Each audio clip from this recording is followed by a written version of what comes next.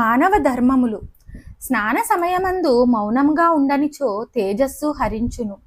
సూర్యోదయమునకు ముందుగానే స్నానం చేసిన సూర్యుని శక్తి నీటిలో ఉండును కనుక ఆరోగ్యప్రదము. పురుషుడు వస్త్రముతోనే స్నానం చేయవలెను, లేకున్నా దేహము పిశాచగస్తమగును. స్త్రీ దిగంబరంగా స్నానం చేయవచ్చునని శాస్త్రమున్నది.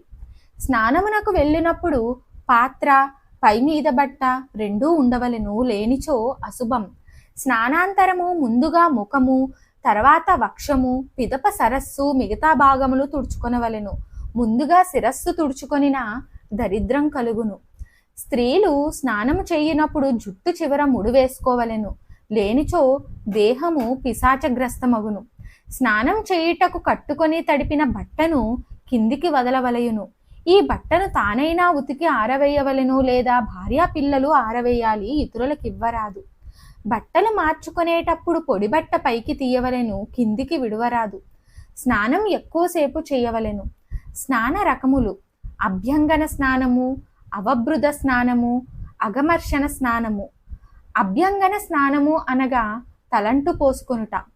అవబృధ స్నానము అనగా దీక్ష చివర చేయునది. అగమర్షణ స్నానం అనగా తడిబట్టతో దేహము రుద్దుకొనుట, జ్ఞానము బాగుగా వచ్చుటకు. ఆదివారం తలంటు స్నానం తాపము, సోమవారం కాంతి, మంగళవారం మృతి, బుధవారం లక్ష్మి, గురువారం ధననాశనము, శుక్రవారం విపత్తు, శనివారం భోగము కలుగజేయును. ఇవి పురుషులకు మాత్రమే. శిరస్సు స్నానం చేసినప్పుడే తడి విభూది పెట్టుకొనవలెను. కంఠ స్నానం చేసినప్పుడు పొడి విభూది పెట్టుకొనవలెను. విభూదిని ముందుగా బొటన వేలుతో కుడి నుంచి ఎడుమకు పెట్టుకొని మధ్య వేలుతో సరిచేసి తరువాత మధ్య 3 వేళ్లతో పెట్టుకొనవలెను. విభూదిని 3 గీతలుగా పెట్టుకోవడం అంటే సత్వరజస్తమో గుణములకు అతీతుడని అర్థము. కనుబొమ్మల మధ్య నేత్రము ఉంటుంది కావున దానికి ఆచ్ఛాదనంగా కుంకుమ ధరించవలెను. చూపుడు వేలుతో బొట్టు పెట్టుకోరాదు.